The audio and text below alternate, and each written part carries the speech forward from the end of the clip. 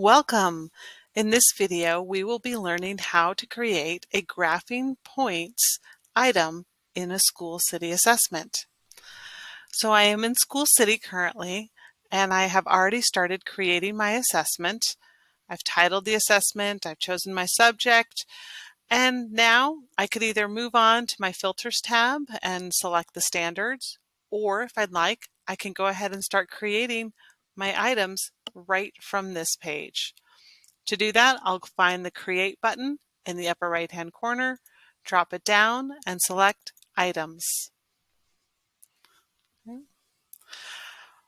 When I get to the Item screen, the first tab will be for the item information. This is the tab on which we'll title the item, choose the item type, and actually create the item itself.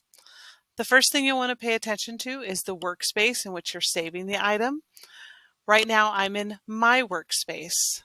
My Workspace is where I save any items that I'm going to create for assessments that I give just to my class. So it's my own workspace for my assessments.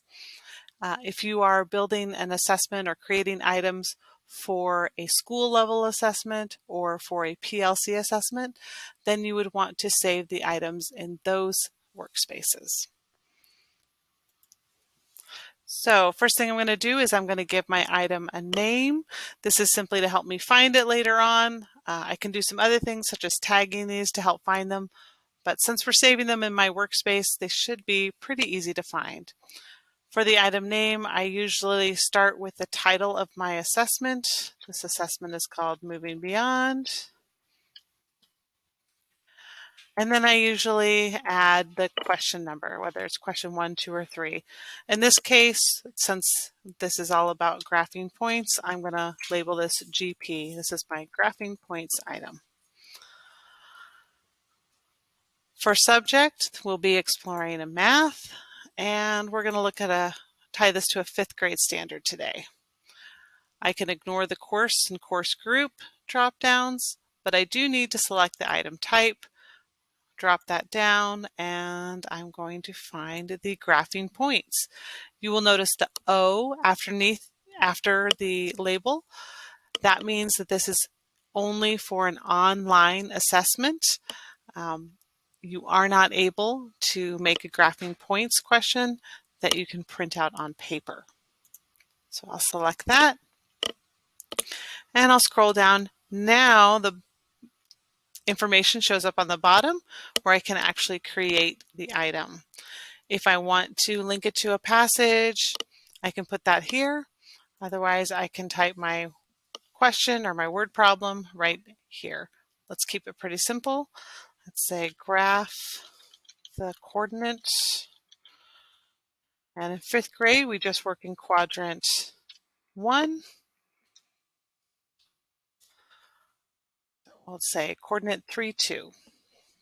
Okay, scrolling down, I identify how many points. This will be a 1-point question. And then how many choices will I have? So you can see I can graph up to 9 points, but my question only asks them to do 1. Now, if you'd like to give a title to your X and Y axis, you can do that. I'm going to keep it pretty simple and just call them X axis and Y axis.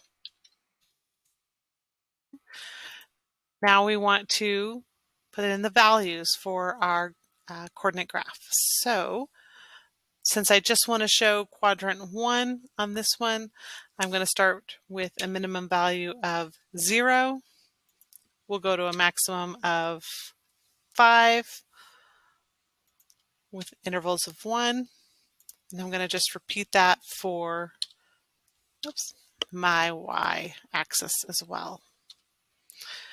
You can put in fractional pieces and negative numbers.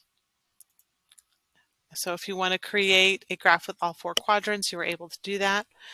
And I'm going to keep this as a square grid. Here's where we put in the answer choices. Again, I asked them to graph x coordinate 3, y coordinate 2. Save your work. And now I can go on to the next page. You'll notice this next page takes me to the Add Standards tab. Here I want to add the standards.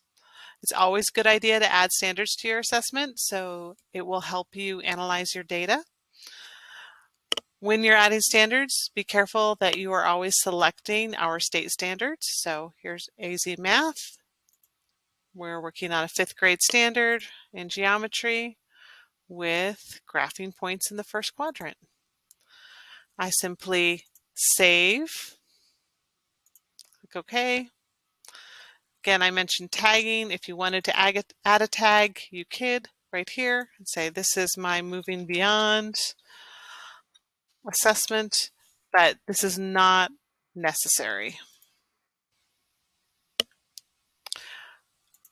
Click the next page and it will take me to the next tab, which is the properties. If you're familiar with making school city assessments, you'll notice these properties also pop up at the end of building an assessment. So there's 2 places where you can add your properties, to individual items or to your assessment as a whole. The assessment team recommends that you add these into your entire assessment, so I'm not going to worry about adding them to an individual item. I can, however, add my Bloom's taxonomy or my depth of knowledge if I'd like to do that. Any other properties I'd like to add, click Save, and go on to the next screen. This takes me to the Preview and Publish tab. Here's where I can look at the item and see how it looks. Make sure that I remembered to put in a grade level, a subject, put in my DOK, and I tied it to a standard. That looks pretty good to me, so I'm going to go ahead and publish and exit.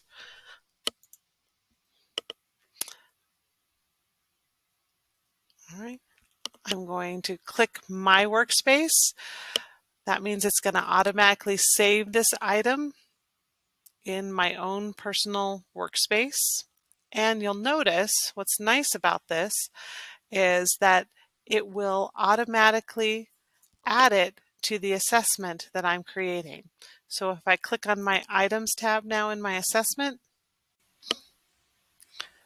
as soon as my items load, I can scroll down and I can see that, boom, there it is, right there already in my assessment as one of my selected items.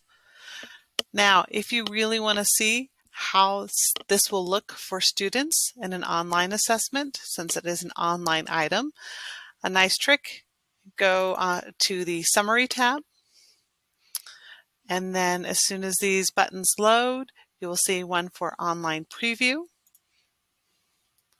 I can click that and I will get to preview what this looks like for my students when they take it online.